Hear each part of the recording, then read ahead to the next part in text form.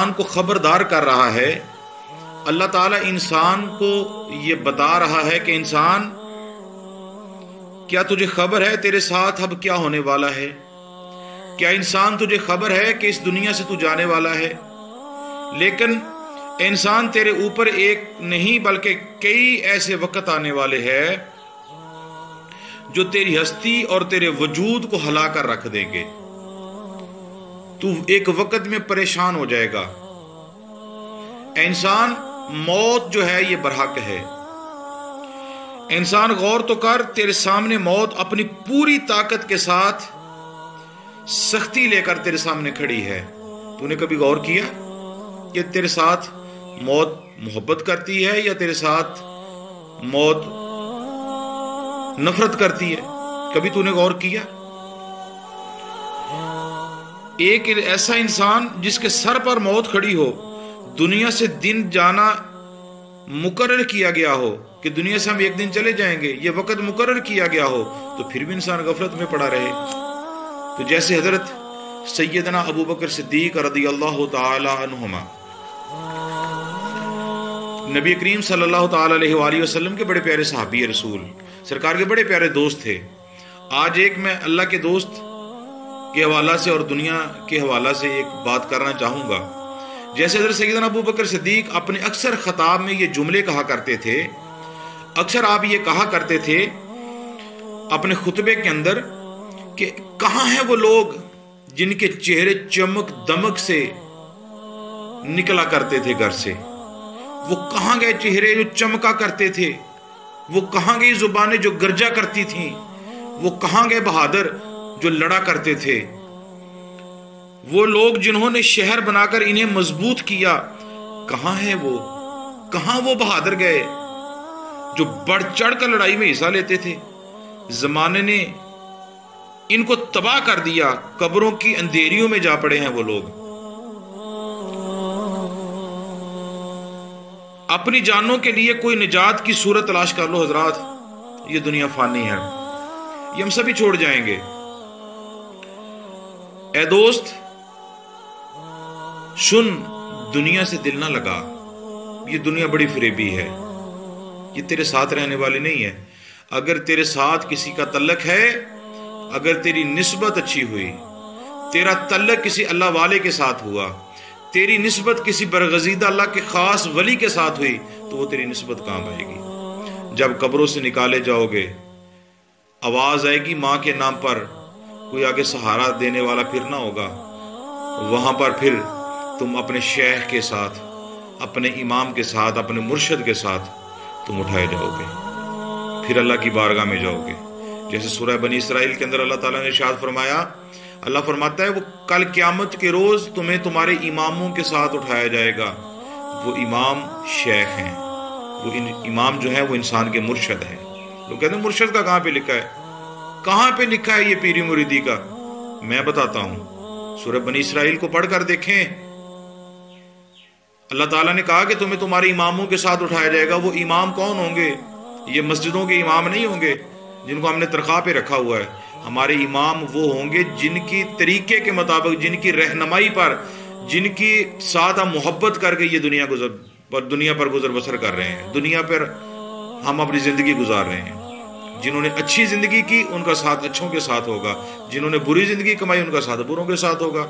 جیسے آقا علیہ السلام کی حدیث مبارکہ ہے، میرے آقا علیہ السلام ارشاد فرماتے ہیں کہ جو دنیا میں جس کے ساتھ محبت کرے گا وہ کل قیامت کے روز اسی کے ساتھ اٹھایا جائے گا۔ اگر ہماری محبت اللہ والوں کے ساتھ ہوئی، ولی اللہ کے ساتھ ہوئی، تو ہم ولیوں کے ساتھ اٹھائے جاؤ گے۔ اگر دنیا داروں کے ساتھ ہوئی تو پھر ہماری قیامت والے دن زندگی جو اٹھے گی، ہم جو اٹھیں گے دنیا داروں کے ساتھ اٹھیں گے۔ جیسے ایک بڑا مشہور واقعہ اکثر میں کہا کرتا ہوں کہ ایک دن اللہ تبارک و تعالیٰ کا ایک فرشتہ جس کو لوگ عزرائیل کے نام سے جانتے ہیں، وہ فرشتہ کی ڈیوٹی اللہ تبارک و تعالیٰ نے لگا دی کہ جاؤ فلاں بادشاہ کا نا پاس جاؤ اور اس کے جسم سے روح نکال کر لاؤ۔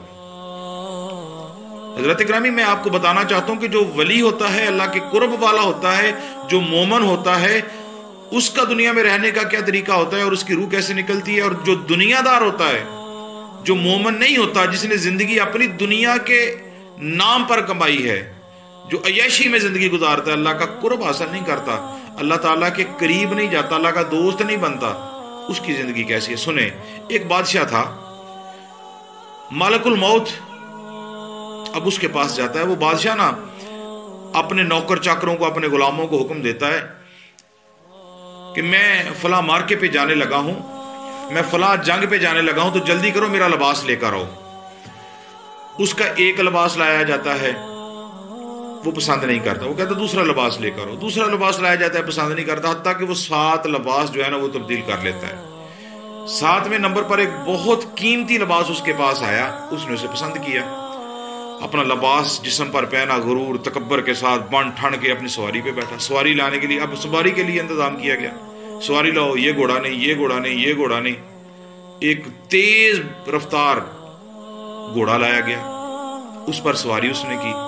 اب وہ سواری کر کے آگے آگے جا رہا ہے، غرور اور تکبر اس کے اندر ایسا تھا، شیطان نے اس کے کان میں پھونک ایسی ماری، کہا کہ تو تو بڑا عالی شان بندہ بن گیا، تو تو بادشاہ ہے، سارے تیرے نوکر چاکر ہیں یہ سارے، تو ایسی زندگی کیوں گزار رہا ہے؟ تو بن ٹھن کے گزار۔ تو حضرات گرامی، اب وہ سواری پر سوار ہو گیا، نوکر چاکر اس کے پیچھے ہیں، وہ گھوڑے پہ آگے آگے جا رہا ہے۔ اب آگے آگے گیا تو آگے نا ایک بابا جی ملے، ایک غریب سا آدمی، بزرگ آدمی ملا، اس نے آگے ہو کے نا بابا جی کو، اس بابا جی نے بادشاہ کو روکنا چاہا، اس بادشاہ نے، غرور تکبر تھا اس میں، اس نے کہا نہیں میں نہیں رکوں گا۔ اس نے کہا بادشاہ سلامت ایک ضروری بات ہے، میں آپ کے پاس ایک کام کے لیے آیا۔ اس نے کہا میں واپسی پر آ کر تیری بات سنتا ہوں۔ بادشاہ سلامت بہت ضروری کام ہے، میں واپسی پہ آگے سنتا ہوں۔ اس نے نا بابا جی نے آگے بڑھ کے اس کی سواری کی لگام، مہار جو تھی نا وہ پکڑ لی۔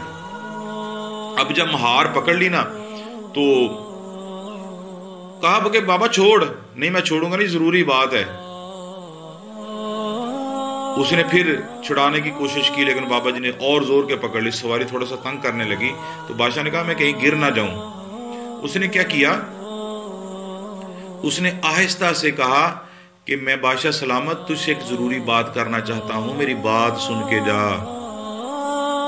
بادشاہ نے کہا اچھا بتا کیا بات ہے؟ بابا جی کہتے ہیں ایسے بات نہیں کروں گا، تیرے کان میں کہنا چاہتا ہوں، میرے کان قریب کر۔ اس نے کان قریب کیا، جی بتائیں۔ بادشاہ سلامت آپ نے مجھے پہچانا ہے؟ نہیں بابا میں نے تجھے نہیں پہچانا۔ کان میرے اور قریب کر، کوئی سن نہ لے۔ اور کان قریب کیا، آہستہ سے کان میں پتہ کیا کہا کہ بادشاہ سلامت تو نے مجھے نہیں پہچانا پر میں نے تجھے پہچان لیا ہے۔ اللہ اکبر۔ بادشاہ سلامت تو نے نہیں پہچانا، میں نے تجھے پہچان لیا ہے۔ وہ کہتا ہے کیسے پہچانا، کون ہو تم؟ بادشاہ سلامت مجھے میرے رب نے بھیجا ہے، لوگ مجھے ملک الموت کے نام سے جانتے ہیں، میں عزرائیل ہوں۔ بس یہ لفظ سننا تھے بادشاہ کے، بس یہ لفظ نکلے۔ بادشاہ نے جب یہ سنے، بابا جی کی زبان سے یہ لفظ جب نکلے، بادشاہ کانپنے لگا، زبان تھر تھر کرنے لگی، جسم تھر تھر کرنے لگا، جسم کانپنے لگا، اور کہا مجھے اتنی مہلت دے۔ بادشاہ نے کہا بابا جی سے مجھے اتنی مہلت دے تاکہ میں جاؤں اپنے گھر والوں کو میں اکٹھا کر کے ان کو میں بتاؤں کہ یہ دنیا چھوڑ جانی ہے، دیکھو میری جانب۔ کہا نا بادشاہ سلامت اب گھر جانے کی مہلت نہیں، آج وقت تیرا آ گیا ہے۔ تو حضرات گرامی جب وقت آ جاتا ہے پھر ہر چیز ادھر کی ادھر ہی رہ جاتی ہے، دل کے تمنا خیالات سب رہ جاتے ہیں۔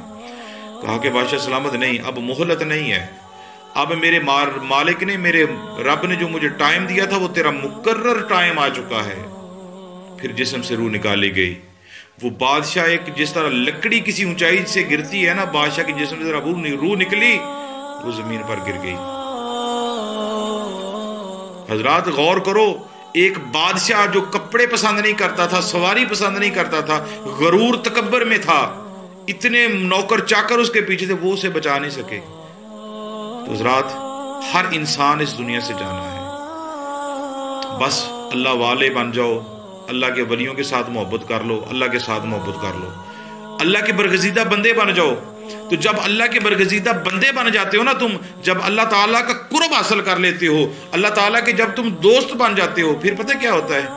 پھر وہ فرشتہ بادشاہ کے بعد آج پھر ایک اللہ کے ولی کے پاس جاتا ہے، ایک مومن کے پاس جاتا ہے، ایک نیک بندے کے پاس جاتا ہے، اللہ تعالیٰ کے قرب والے بندے کے پاس جاتا ہے۔ جب وہ فرشتہ اللہ کے نیک بندے کے پاس جاتا ہے نا، جا کے کہتا ہے السلام علیکم، آگے سے وہ مومن، وہ اللہ کا ولی جو ہوتا ہے، اللہ کے ولی جواب دیتے ہیں وعلیکم السلام، کیسے ہو، حال چال بھی پوچھتے ہیں کہ کہاں سے آئے ہو؟ جی میں اپنے رب کی طرف سے آیا ہوں۔ ماشاءاللہ میرے رب کی طرف سے آئے ہو، خوش ہو جاتے ہیں۔ جیسے کوئی بندہ کہتا ہے نا، بندہ مسافر چلا جائے کسی دوسرے ملک میں، تو وہاں پہ جا کے کہے جی میں پاکستان سے آیا ہوں، تو آپ بھی پاکستان کے ہو، کتنا خوش ہوتا ہے۔ اچھا ماشاءاللہ پاکستانی ہو، اچھا ماشاءاللہ، اور سنائیں کیا حال ہے، کہاں سے آئے ہو؟ میں جی پنجاب کے رہنے والا ہوں۔ آگے کہاں کے رہنے والے ہو؟ میں جی فلاں شہر کے رہنے والا ہوں۔ آگے کس جگہ پہ رہنے والے ہو؟ میں فلاں جگہ کا۔ اچھا تمہارے گاؤں کا کیا نام ہے؟ یہ۔ اچھا ماشاءاللہ، اس گاؤں سے ہو آپ؟ تو وہاں پر تو میرا فلاں رہتا ہے، خوش ہو جاتے ہیں نا۔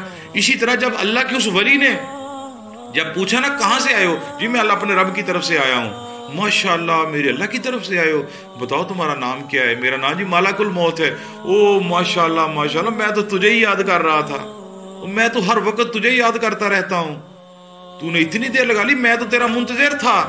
ملک پوچھتا ہے اچھا میرے منتظر؟ مجھ سے تو لوگ ڈرتے ہیں، تو میرے منتظر تھے؟ اس نے کہا ارے تو ہی ایک میرا سہارا بنے گا، میرا سہارا بس تو ہی ہے، تو ہی میرا ایک سہارا بنے گا میرے رب کی بارگاہ میں مجھے لے جانے کے لیے۔ میں تو اپنے رب کو عبادت کرتا رہا، اپنے رب کو ہر وقت یاد کرتا رہا، لیکن میرا رب مجھے ملا نہیں۔ میں اپنے رب کو دیکھنا چاہتا ہوں، میں اپنے مالک کو دیکھنا چاہتا ہوں، تو میرا سہارا بنے گا، جلدی کر مجھے میرے رب کی بارگاہ میں لے جا۔ اس نے کہا اچھا کوئی تیرے دل کی تمنا؟ اس نے کہا میری سب سے بڑی تمنا یہی ہے کہ میرے جسم سے روح نکال اور مجھے میرے یار کا دیدار کروا دے۔ ہم ایماندار جیسے کہتے ہیں نا علماء اکرام سے، آپ نے سنا ہوگا قبر میں جائیں گے تو سوال ہوگا بتائی شخصیت کے بارے میں تیرا کیا خیال ہے، تیسرا سوال جو ہوگا۔ تو عاشق جو ہوتا ہے نا وہ کہتا ہے مر کے پہنچا ہوں یہاں اس دل ربا کے واسطے، میں تو آقا کے لیے یہاں پر آیا ہوں، میں تو مر کے بھی آقا کی خاطر آیا ہوں یہاں پر۔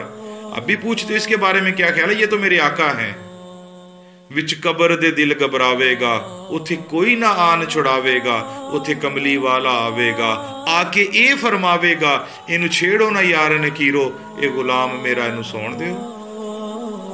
دیوانہ جو ہوتا ہے نا، مستانہ جو ہوتا ہے، اس کی تمنا یہ ہوتی ہے کہ میں اپنے یار کو دیکھ لوں، آئے ہائے میں اپنے آقا کا دیدار کر لوں وہاں پر۔ تو پھر فرشتہ اسے پوچھتا ہے، کہا کہ اپنی ضرورت پوری کر لے، جس ضرورت کے لیے تو اس دنیا میں گھوم رہا تھا، پھر رہا تھا۔ اس نے کہا میری ضرورت بھی یہی ہے، اس سے بڑی میری اور کوئی ضرورت نہیں ہے، میری سب سے بڑی ضرورت یہ ہے کہ تو میرے جسم سے روح نکال اور میرے یار کا دیدار کروا دے، اس سے بڑی میری اور کوئی ضرورت نہیں ہے۔ تو ملک الموت نے کہا بتا تو اپنی جان جسم سے کیسے نکالنی پسند کرتا ہے؟ اس اللہ والے نے کہا، اس اللہ کے ولی نے کہا، اس نے کہا کہ میرے دل کی تمنا یہ ہے کہ میں وضو کروں گا، وضو کر کے اپنے یار کی نماز پڑھوں گا، جب میں سجدے میں جاؤں گا تو میرے جسم سے روح نکال لینا۔ تو اس کی ایسی تمنا پوری ہوئی۔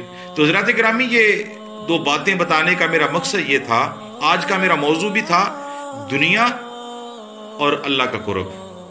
بادشاہ کی زندگی جو تھی وہ دنیا کی زندگی تھی، یہ اللہ والے کی زندگی جو تھی یہ اللہ تعالیٰ کے دین پر چلتے ہوئے یہ زندگی تھی۔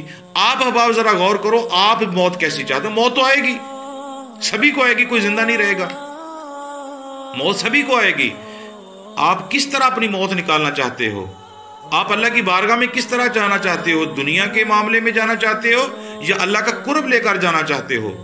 اگر اللہ تبارک و تعالیٰ کی بارگاہ میں تم جانا چاہتے ہو آسانی موت سے، مومن کی موت سے، تو پھر اللہ تعالیٰ کے ساتھ محبت کر لو۔ اللہ سے محبت کرنے کے لیے پہلے اللہ کے ولیوں سے محبت کرنا پڑے گی، پھر عبادت کرنا پڑے گی، جیسے وہ کہیں گے اپنی زندگی کو کسی کے پیچھے لگا کے اللہ کی بارگاہ میں جانا پڑے گا۔ اللہ کی بارگاہ میں جانے کے لیے نا سٹیپ بائی سٹیپ جانا پڑتا ہے، ڈائریکٹ بندہ نہیں جا سکتا، سیڑھی کے ذریعے سیڑھی سہارا بنتی ہے۔ سب سے پہلا ڈنڈا جو ہوتا ہے وہ ہے مرشد، پہلا ڈنڈا اللہ کا ولی ہوتا ہے، مرشد ہوتا ہے۔ دوسرا ڈنڈا مرشد وہ ہستی ہے جو انسان کو نبی کی بارگاہ میں پہنچا دیتی ہے، النبی رسول اللہ صلی اللہ علیہ وسلم کا قرب دلا دیتی ہے، پھر اس کے بعد انسان خدا کی بارگاہ میں پہنچتا ہے۔ جیسے تصوف میں کہتے ہیں نا، سب سے پہلے فنا فی الشیخ بندہ ہوتا ہے، پھر فنا فی الرسول ہوتا ہے، اس کے بعد فنا فی اللہ ہوتا ہے۔ پہلی منزل مرشد ہے، دوسری منزل رسول اللہ ہے، اور تیسری منزل خدا کی ذات ہے۔ وہاں تک پہنچنے کے لیے سب سے پہلے کسی اللہ والے کا پلہ جو ہے وہ پکڑنا پڑے گا، اللہ والے کے ساتھ نسبت قائم کرنا پڑے گی۔ حضرات گرامی، یہ دنیا فانی ہے، یہاں پر کوئی بیٹھا نہیں رہے گا، سبھی نے اس دنیا کو چھوڑ جانا ہے۔ حضرات گرامی، ایسی زندگی گزار لو، ایسی زندگی گزارو کہ اللہ تبارک و تعالی ہمیں پسند فرما لے۔ عزیزو، یاد رکھو، جو اپنی زندگی میں اچھے کام کرتا ہے اور اپنے رب اور رسول سے محبت کرتا ہے تو بوقت موت اسے اللہ کا ذکر نصیب ہوتا ہے، مصطفیٰ کا دیدار نصیب ہوتا ہے۔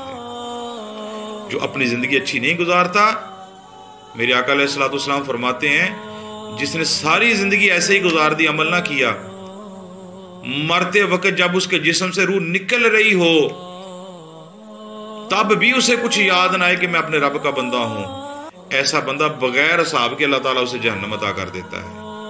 اللہ کے خوف سے ڈرو، رسول اللہ کی محبت حاصل کرو۔ لیکن دیدار اس بندے کو نصیب ہوتا ہے جو اللہ اور رسول سے محبت اور پیار کرتے ہوئے تمام معاملات میں نیکی کرتا رہے گا، اور برائی سے وہ بچتا رہے گا، ڈرتا رہے گا، اور اللہ تعالیٰ کے ساتھ محبت کرتا رہے گا، عبادت کرتا رہے گا، حقوق اللہ جو ہیں، حقوق العباد جو ہیں، اس پر وہ عمل کرتا رہے گا، تو اللہ تبارک و تعالیٰ اس بندے کو اپنے ولیوں کی لسٹ میں لکھ لیتا ہے۔ پھر اللہ والوں کا جو حساب ہے میں نے ابھی آپ کو بتایا۔ اللہ کی بارگاہ میں دعا ہے، اللہ تبارک و تعالی ہم سب کو اپنا برگزیدہ بندہ بننے کی توفیق عطا فرمائے، اور اللہ تبارک و تعالی ہمیں آئندہ گناہوں سے پاک صاف زندگی بسر کرنے کی توفیق عطا فرمائے۔ آنے والے اگلے